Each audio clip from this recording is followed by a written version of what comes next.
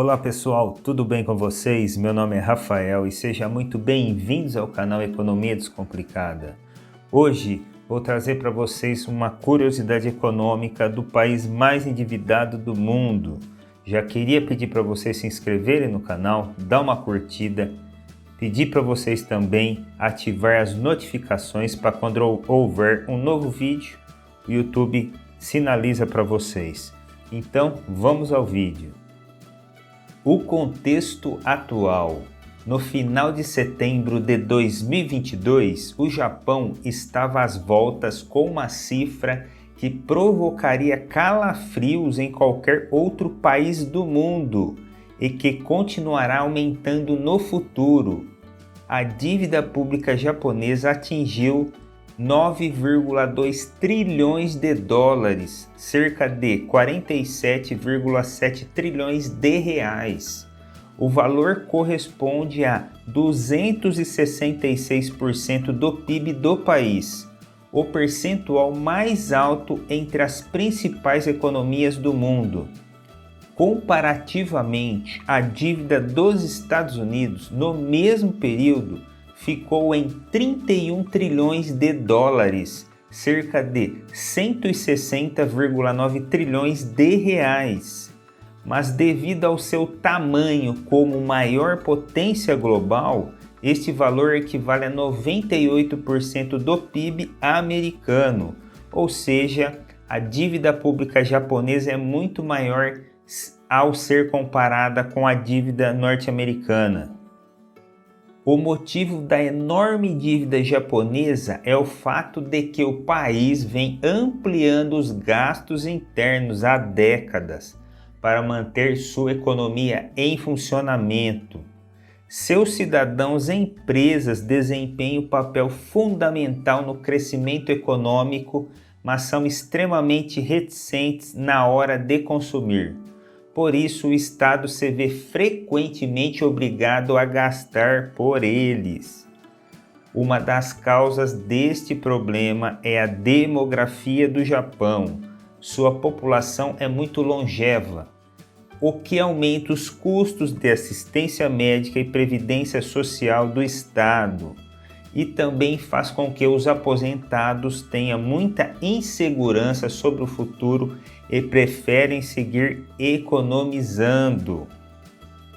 Mas apesar dessa grande dívida pública, os investidores internacionais continuam confiando no país e todos os anos emprestam dinheiro ao Japão, comprando a sua dívida. Mas como funciona a dívida japonesa?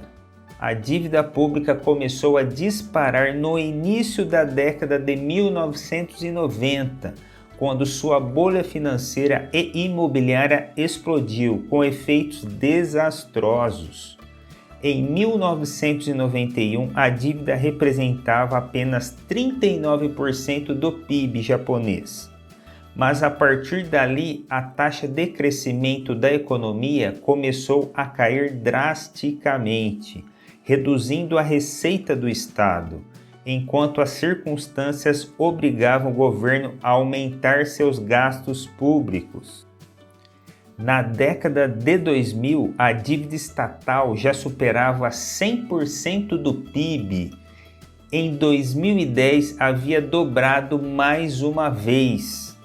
O Japão, terceira maior economia do mundo, manteve o caminho dos estímulos que, só nas últimas décadas, foram ampliados por eventos como a Grande Recessão de 2008, o terremoto seguido por tsunami em 2011 e, mais recentemente, a pandemia de Covid em 2020 e 2021.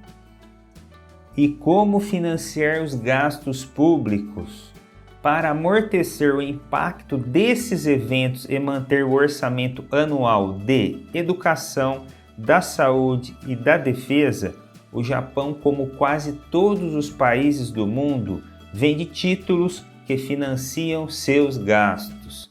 Ou seja, o país oferece sua dívida aos mercados internacionais, com o compromisso de devolvê-la integralmente aos investidores pagando juros.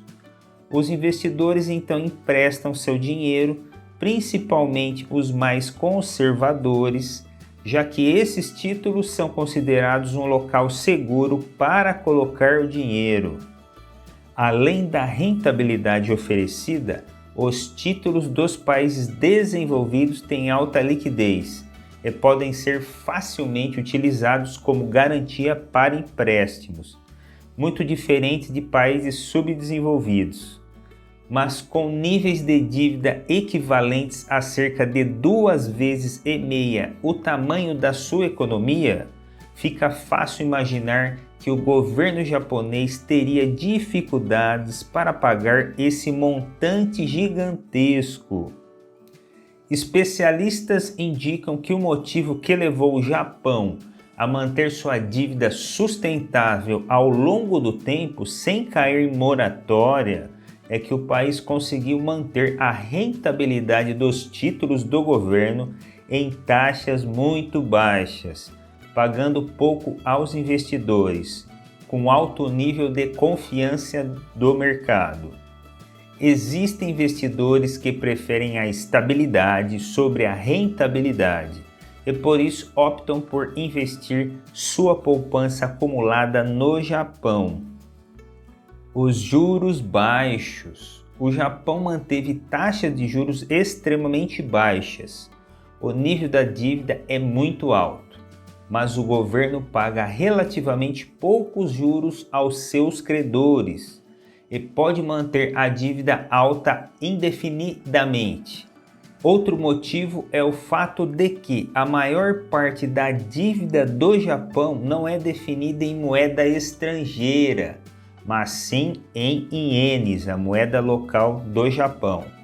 Isso faz com que seu banco central fique menos exposto às turbulências dos mercados internacionais. De fato, 90% da dívida estão nas mãos de investidores japoneses. Não existe muita dívida japonesa nas mãos de estrangeiros. A maior parte está nas mãos de instituições financeiras japonesas e do Banco do Japão.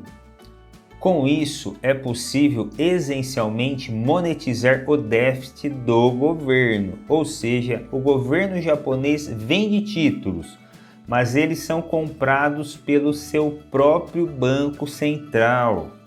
Seguindo a política monetária de flexibilização quantitativa, o Banco do Japão vem comprando grandes montantes da dívida pública para manter baixas taxas de juros a longo prazo, o que se acredita poder ajudar a estimular a economia.